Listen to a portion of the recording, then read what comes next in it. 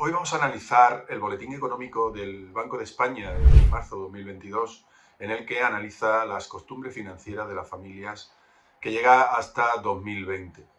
Aquí queremos destacar fundamentalmente cuáles son las costumbres de las familias cuando van a invertir el dinero que tienen ahorrado, el patrimonio líquido que tienen en los distintos instrumentos financieros. Como podéis ver en el cuadro que adjuntamos, el 42% aproximadamente viene a invertir su dinero en cuentas corrientes, cuentas de depósito, cuentas vivienda y asimilables. Es decir, un 42% es una cantidad muy grande que solo utiliza las cuentas, los depósitos, etc. El 10% invierte en acciones de renta variable, un 10% solamente, y el 12% en fondos de inversión. Bien, si analizamos y comparamos estos porcentajes con lo que vienen utilizando las familias europeas y en general los países de la OCDE, vemos cómo tenemos muy poco uso de las acciones de los fondos de inversión, tanto de renta fija como de renta variable. Y esto, pues lo que demuestra es un poco de falta de educación financiera y de saber rentabilizar nuestros ahorros, nuestro patrimonio, para que podamos mantener nuestro nivel adquisitivo en el futuro cuando nos jubilemos.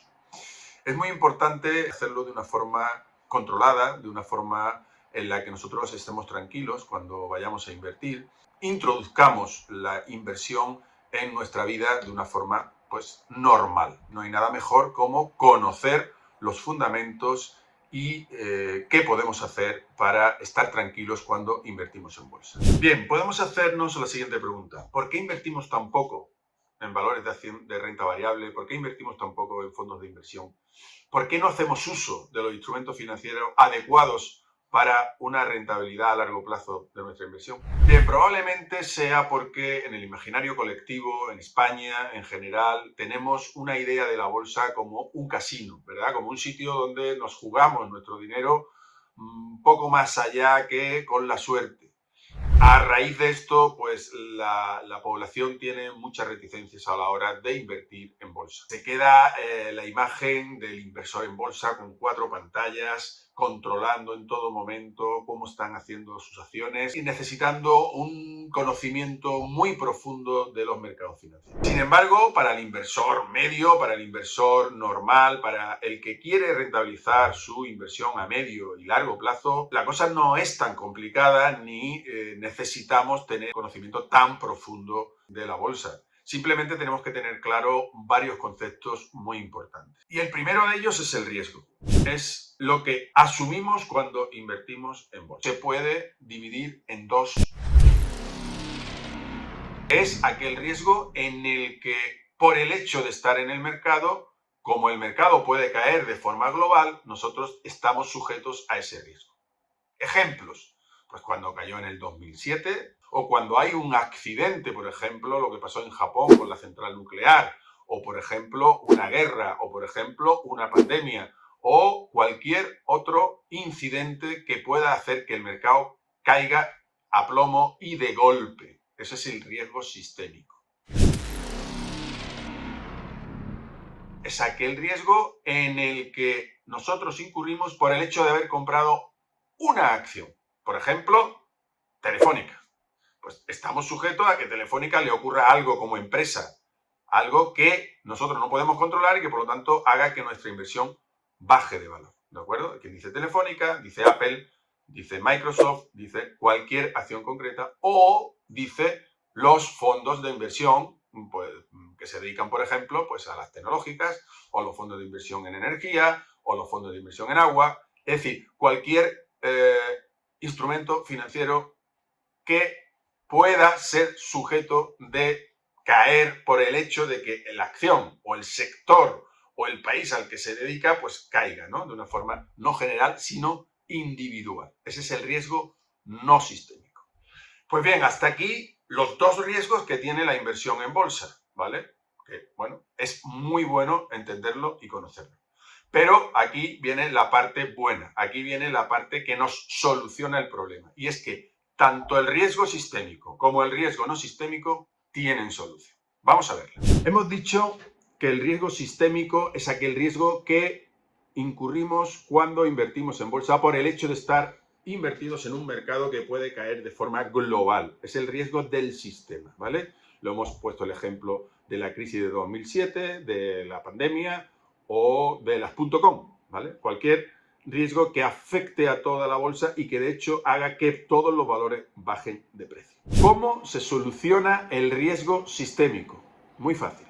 El riesgo sistémico, y como podéis ver en este gráfico famoso de Siegel, se soluciona invirtiendo a largo plazo. ¿Por qué? Porque a medio y largo plazo está demostrado históricamente que la inversión en acciones es la más rentable de todas. ¿Qué coste tiene? Pues que a medio y corto plazo podamos tener alguna caída del mercado. Efectivamente, no es que podamos tenerla, es que vamos a tener esa caída del mercado. Pero si nosotros mantenemos nuestro horizonte temporal a largo plazo, esos vaivenes a corto plazo de la bolsa no nos van a afectar, ¿de acuerdo? Por lo tanto, requisitos para solucionar el problema del riesgo sistémico de la bolsa.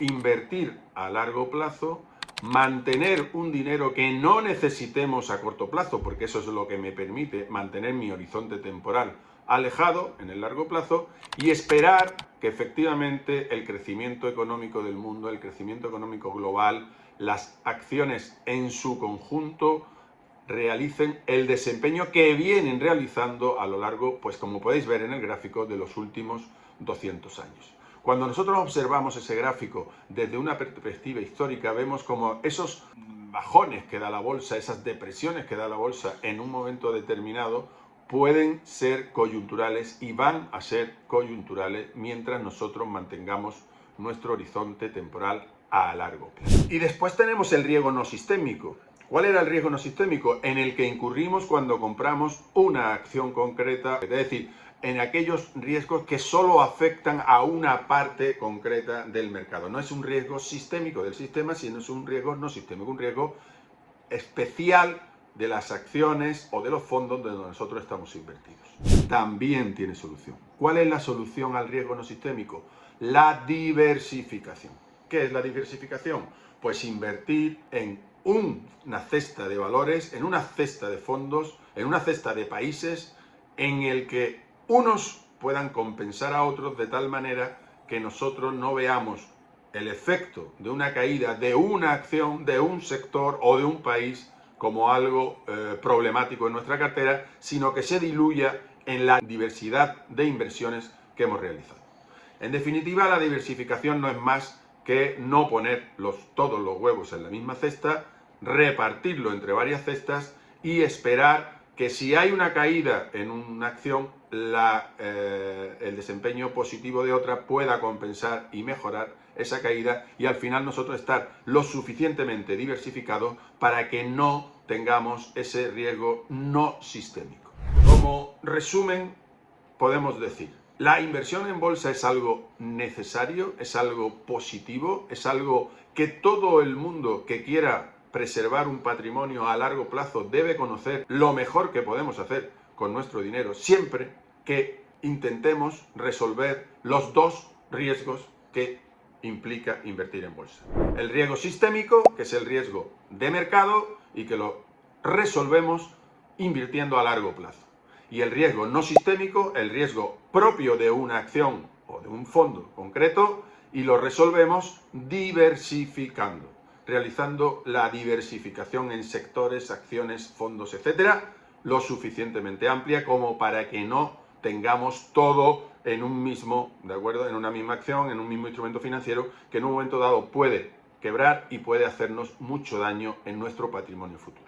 Espero que con esto empecemos a poner los peldaños necesarios para que podamos beneficiar de esos rendimientos históricos que, como hemos visto en el gráfico, rondan el 10% anual, que es un rendimiento muy, muy positivo.